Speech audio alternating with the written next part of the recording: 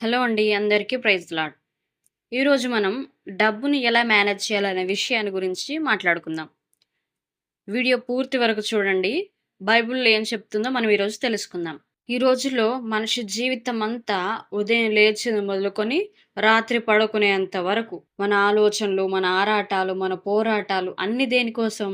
ఒక్క ముక్కలో చెప్పాలంటే డబ్బు. డబ్బు కోసమే. డబ్బు అనేది ఈ రోజుల్లో ఒక అవసరం మాత్రమే కాదు. మనిషి విలువను డిసైడ్ చేసే ఒక కొలమానంగా డబ్బు మారిపోయింది. కానీ అసలు క్రైస్తవులుగా డబ్బు పట్ల మన పరిమాణం ఏ విధంగా ఉండాలి? మన కొలమానం ఏ విధంగా ఉండాలి? ఈ విషయంలో బైబిల్ మనకు ఎలాంటి మార్గదర్శకత్వాన్ని ఇస్తుంది? ఈరోజు మనం మరికొన్ని ప్రాముఖ్యమైన సంగతులు తెలుసుకుందాం. అందులో ఫస్ట్ వన్, డబ్బు అవసరమే, కానీ డబ్బే సర్వస్వం కాదు. బైబిల్ ఎప్పుడు ఎక్కడ చూసినా డబ్బు సంపాదించడం అనే విషయాన్ని తప్పు పట్టలేదు కానీ మనిషి యొక్క సోమరితనాన్ని ఖండించింది. బద్ధకాన్ని ఖండించింది. డబ్బు విషయంలో మనిషి పట్ల ఉన్న నిర్లక్ష్యాన్ని బైబిలు ఖండించింది. కష్టపడి పనిచేసి డబ్బు సంపాదించుకోమని బైబిల్ చెబుతుంది. డబ్బు మనిషి జీవితానికి ఒక సాధనమే కానీ డబ్బే మన జీవిత గమ్యం కాకూడదు. ఈ రోజుల్లో మనం చూస్తున్నాం, త్వరగా ధనవంతులవ్వాలని, త్వరగా ఐశ్వర్యవంతులవ్వాలని చాలామంది యువత తప్పుడు దారులను ఎంచుకుంటున్నారు. షార్ట్ కట్స్‌ని ఎంచుకుంటున్నారు. ఈజీ మనీ సంపాదించే విషయంలో జనమంతా ఆకర్షితులవుతున్నారు. ఆన్‌లైన్ బెట్టింగ్‌లు, లోన్ యాప్‌ల ఉచ్చులో పడి తమ ప్రాణాలను కూడా పోగొట్టుకున్నవారు చాలామంది ఉన్నారు.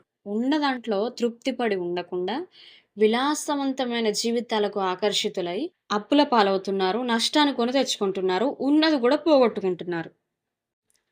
రెక్కలు కట్టుకొని ఎగిరిపోయే ఈ తాత్కాలికమైన సిరి కోసం శాశ్వతమైన దేవుడిచ్చిన విలువైన జీవితాన్ని చేతులారా పాడు చేసుకుంటున్నారు. ఇక రెండోది, ధనాపేక్ష. ఇదే అసలైన సమస్య. చాలామంది అనుకుంటారు డబ్బే అన్ని పాపాలకు మూలమని. అన్ని పాపాలకు డబ్బే కారణమని అనుకుంటారు. కానీ బైబిల్ మాత్రం అలా చెప్పడం లేదు.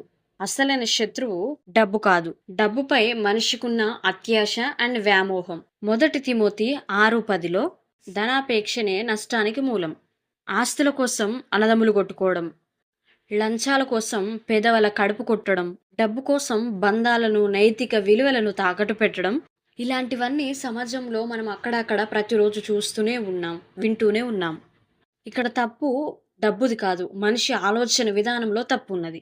డబ్బు పట్ల మనిషి హృదయంలో ఉన్న ఆశ పశువు కన్నా హీనంగా మనిషిని తయారు చేస్తూ ఉన్నది. చివరికి అదే డబ్బు మనిషికి మానసిక ప్రశాంతత లేకుండా చేస్తుంది.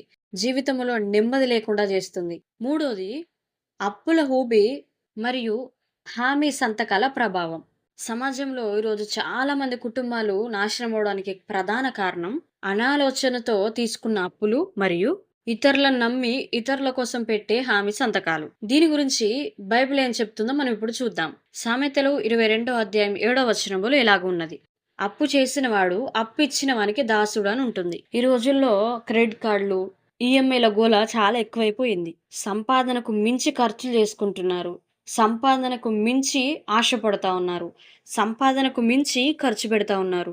అప్పు ఇచ్చిన వాళ్ళకు జీవితాంతం దాసులుగా బ్రతుకుతున్నారు. ఇక అంతకంటే పెద్ద దారుణమైన విషయం ఏంటంటే, స్నేహితులను, బంధువులను నమ్మి హామీ సంతకాలు పెట్టడం. వాళ్ళు కట్టకపోతే ఆ అప్పుని వీళ్ళు నెత్తి మీద వేసుకొని కోట్ల చుట్టూ తిరుగుతూ వాళ్ళ సమయాన్నంతా వృధా చేస్తున్నారు. కోట్ల చుట్టూ తిరుగుతూ వారికున్న ఆస్తిని కూడా అమ్ముకున్న వారు కూడా ఉన్నారు. కానీ దేవుని వాక్యం ఇలాంటి వారి గురించి ఇలా చెప్తుంది: వివేకం లేకుండా ఎవరికి పూట పడద్దు అని. అంటే ఎవరికి ఉచితమైన హామీలు ఇవ్వకూడదని అర్థం. ఇక నాలుగోది, డబ్బు నుంచి వచ్చే భ్రమ లేక డబ్బు ఇచ్చే భ్రమ.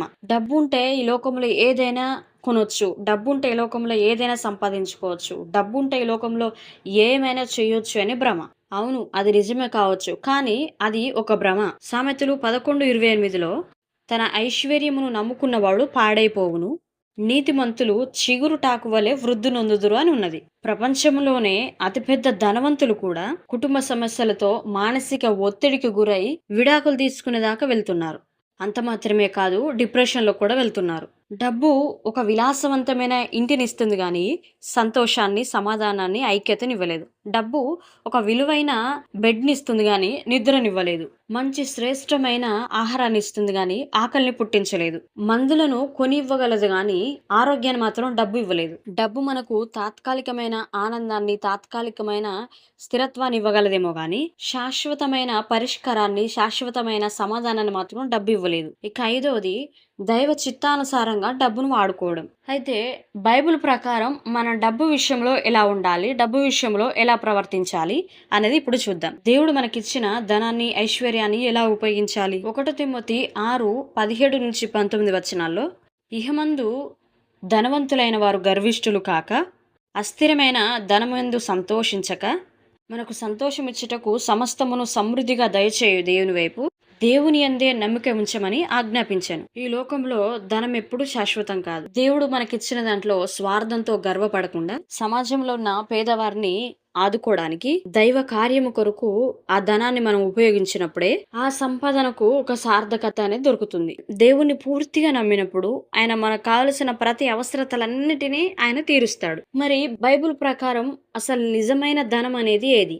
చూద్దాం. లూకా సువార్త 12:15 వచనం. యేసుక్రీస్తు ఒక అద్భుతమైన మాట చెప్పాడు. ధనము అనంటే మన బ్యాంక్ బ్యాలెన్స్ కాదు. దేవుని యందు మనకున్న భయభక్తులు, తోటి మనుషుల పట్ల మనం చూపించే ప్రేమ, మన జీవితంలో మనం కలిగి ఉన్న మన కుటుంబంలో మనం కలిగి ఉన్న మర్యాద, మన కుటుంబంలో మనం కలిగి ఉన్న సమాధానము నిజమైన ఆస్తి. డబ్బునెప్పుడు మన జీవితంలో ఒక సేవకునిగా లాగానే చూడాలి, అధికారులాగా చూడకూడదు. డబ్బునే ప్రేమిస్తూ మనుషులను వాడుకునే వారుగా మనం ఉండకూడదు గాని, మనుషులను ప్రేమిస్తూ, మన కుటుంబాన్ని ప్రేమిస్తూ, అవసరానికి మాత్రమే డబ్బును వాడుకునే వారిగా మనం ఉండాలి. ఇదే బైబిల్ మనకు చెబుతున్న పరమార్థం. ఈ వీడియో గనుక మీకు ఉపయోగకరంగా ఉంటే మీ మిత్రులకు, మీకు తెలిసిన వారికి షేర్ చేయండి, లైక్ చేయండి, కామెంట్ చేయండి, సబ్స్క్రైబ్ చేయండి. వాళ్ళకు కూడా డబ్బు విషయంలో బైబిల్ ఏం చెప్తుందో తెలియజేసిన వారు అవుతారు.